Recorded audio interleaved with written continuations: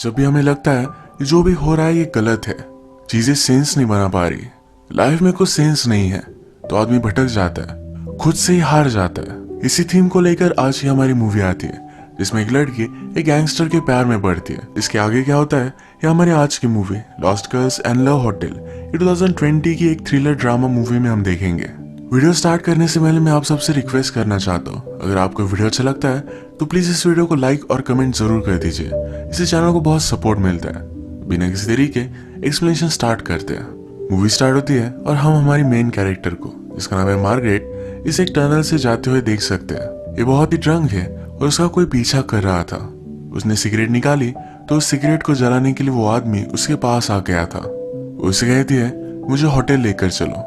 ये सीन यही खत्म होता है और कुछ दिन पहले के फ्लैशबैक में अब हमारी मूवी चलेगी। मार्गरेट हमसे कहती है कभी कभी मुझे लगता है किसी भी स्टोरी को एक हैप्पी एंडिंग नहीं है, चीजें बहुत ही मेसी है और वो सेंस नहीं बना पाती। मार्गरेट एक फ्लाइट अटेंडेंट्स की स्कूल में पढ़ाती है।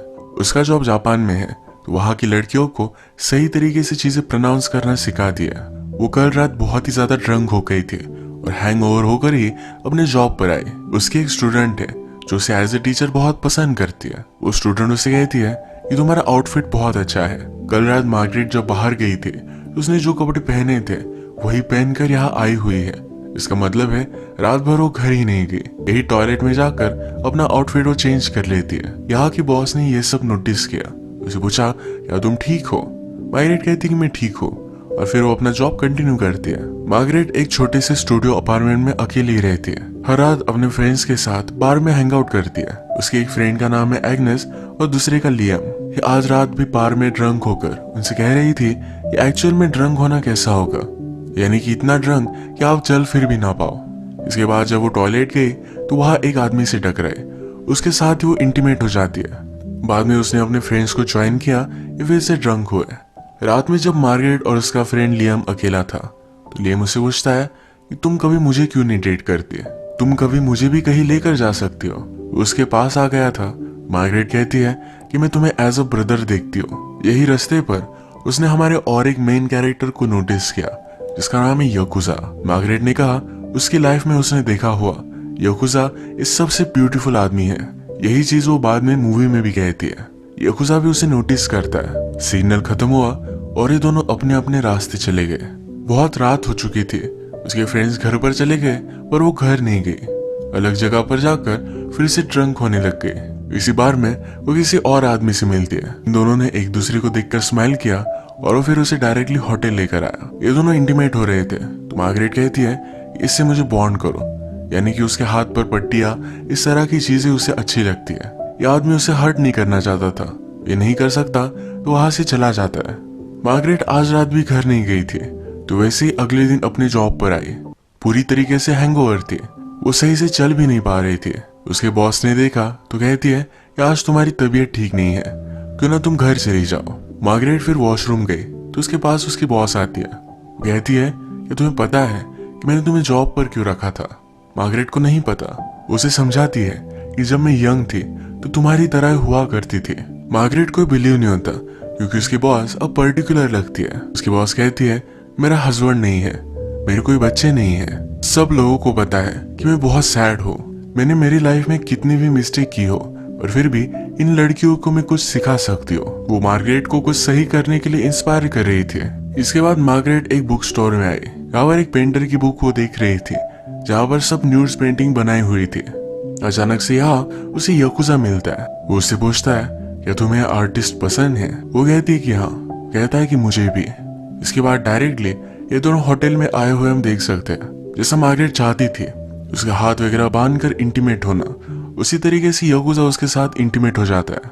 उसे कहता है कि प्लीज ऐसा मत समझना कि मैं बहुत ही गलत आदमी हूँ। मार्गरेट कहती है कि मैं नहीं समझूंगी। अगले दिन जब वो अपने जॉब पर थी तो उसकी बॉस पूछती है क्या ये सब चीजें तुम्हें सिली लगती है? कहती है एक्चुअल मुझे जॉब करने में मजा आता है। उसे फ्लाइट अटेंडेंट्स को रोल प्ले कर कर बताना होता है, यानी कि छोटा सा बेबी और एक टेररिस्ट ये किस तरह से बिहेव करेंगे, ये सब उसे रोल प्ले कर कर दिखाना होता है। उसे अपने अलावा और कोई बनना अच्छा लगता है। उसका जॉब जब खत्म हुआ तो नीचे ही यकुजा उसका वेट कर रहा था। वो कहता है कि ज्यादा वरी मत करो, हम सिर्फ डिनर के लिए जा रहे हैं। वो उसे रीजनल जापानीज रेस्टोरेंट में लेकर गया जहां पर उन्हें अपने शूज निकाल कर वैसे ही अंदर बैठना होता है। मार्गरेट ने अपने शूज निकाले पर उसके सॉक्स फटे हुए थे। पूरे डिनर तक उसे अनकंफर्टेबल ना लगे तो इसलिए याकुजा उसे एक अलग रेस्टोरेंट में लेकर आता है। वो उसे पूछता है कि तुम जापान में क्यों हो। वो कहती है मुझे अकेला रहना था। वो वैसे तो लोगों से दूर नहीं रहना चाहती, सिर्फ अपनी कंट्री से, अपने सराउंडिंग से दूर रहना चाहती थी। ये बातें कर रहे थे तभी पीछे से एक आदमी ड्रंक हो गया था। वो मार्गरेट से आकर टकरा गया। इस वजह से वो जरा अनकंफर्टेबल हो गए और वॉशरूम जाकर आए। जब वो वापस आए तो शोर शराबा करने वाले लोग वहां से चले गए थे। एक्चुअल में याकुजा एक गैंगस्टर है तो उसने ही इन्हें बाहर निकाला था। वो मार्गरेट से कहता है कभी कभी लोग तुम्हें डिस्टर्ब करते हैं, इसी वजह से उनसे तुम्हें दूर रहना पड़ता है। ये फिर होटल में जाकर इंटीमेट हो जाते हैं।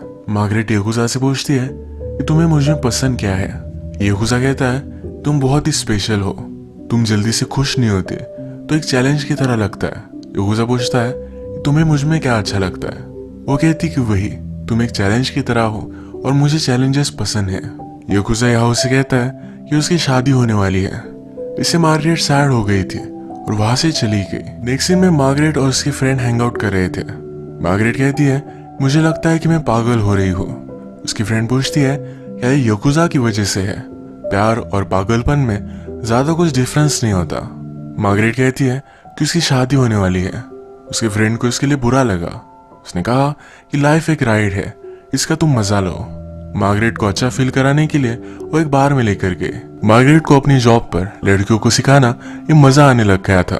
जब याकुजा और वो फर्स्ट टाइम मिले थे, जो बुक वो पढ़ रही थी यही बुक याकुजा उसे गिफ्ट करता है। मार्गरेट को देखकर अच्छा लगा।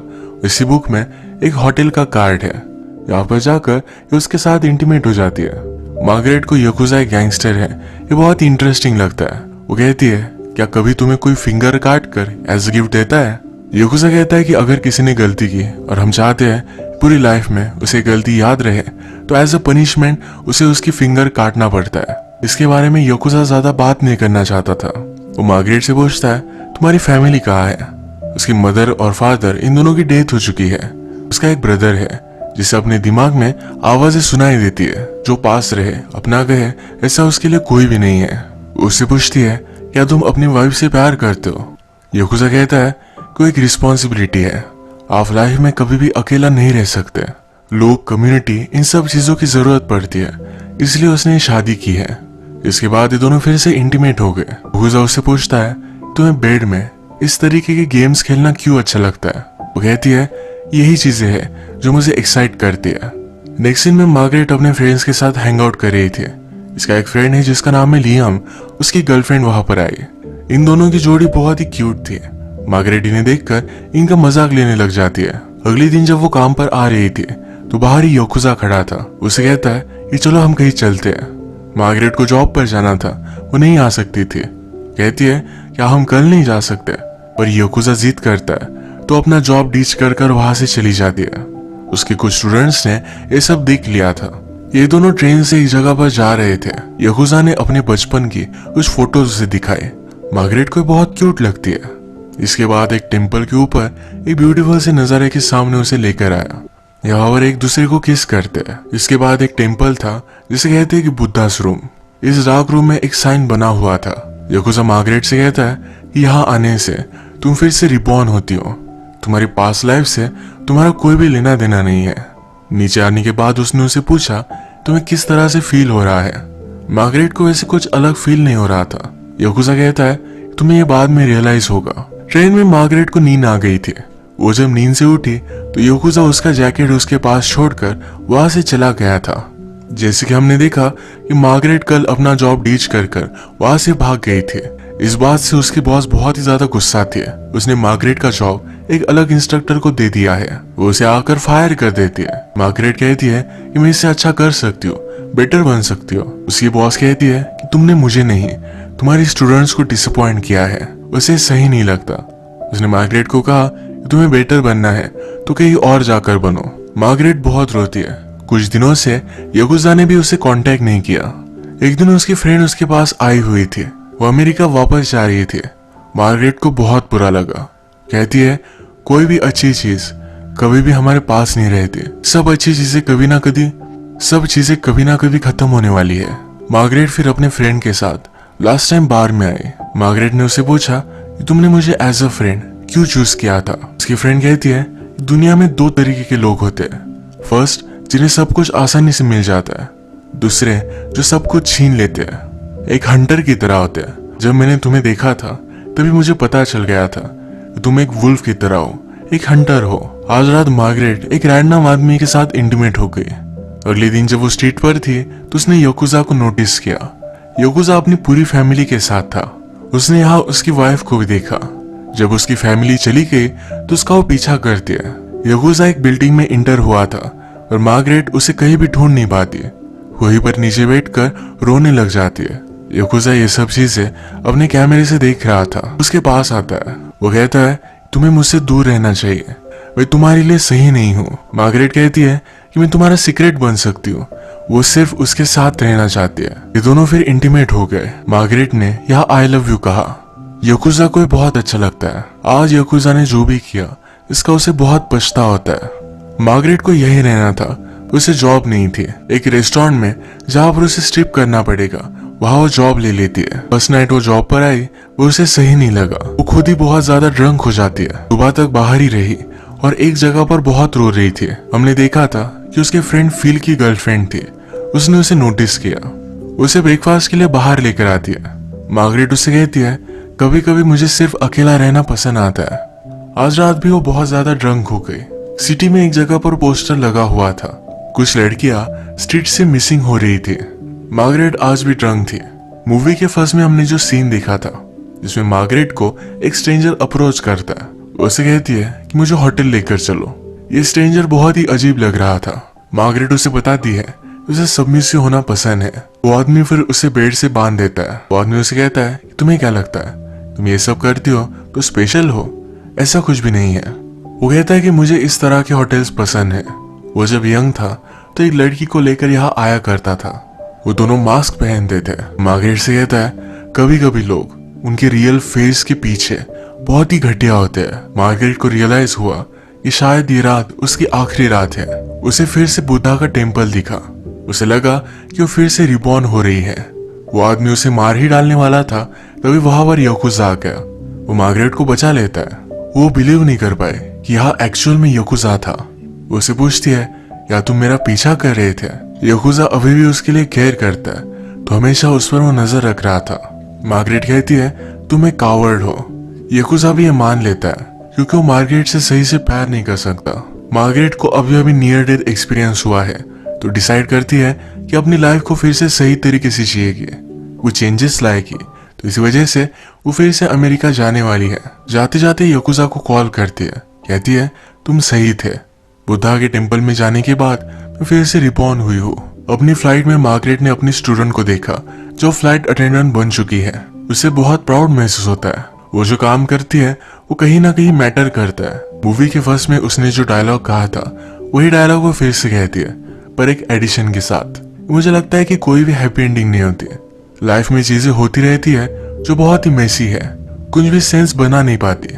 लोग उनकी लाइफ के अलग अलग इवेंट्स को जोड़ते रहते हैं, एक स्टोरी बनाते हैं, पर ये सब मैटर नहीं करता। अगर हम नोटिस करें तो ये सारी चीजें बहुत ब्यूटीफुल है। जो भी लाइफ में होता है इसमें हम ब्यूटी ढूंढ सकते हैं। मार्गरेट अपनी लाइफ में पूरी तरीके से हार चुकी थी। उसे याकुजा से प्यार हुआ पर उसे वो भी नहीं मिला। नियर डेथ एक्सपीरियंस होने के बाद उसे अपनी लाइफ चेंज करनी है।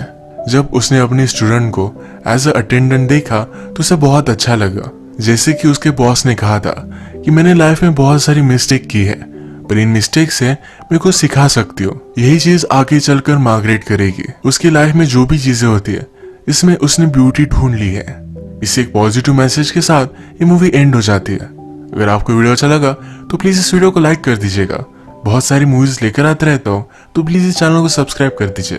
बेल नोटिफिकेशन आइकॉन दबाना मत भूलिएगा। हम फिर से मिलेंगे और एक नई मूवी के साथ। तब तक के लिए थैंक यू और आप अपने आप का ख्याल रखिए।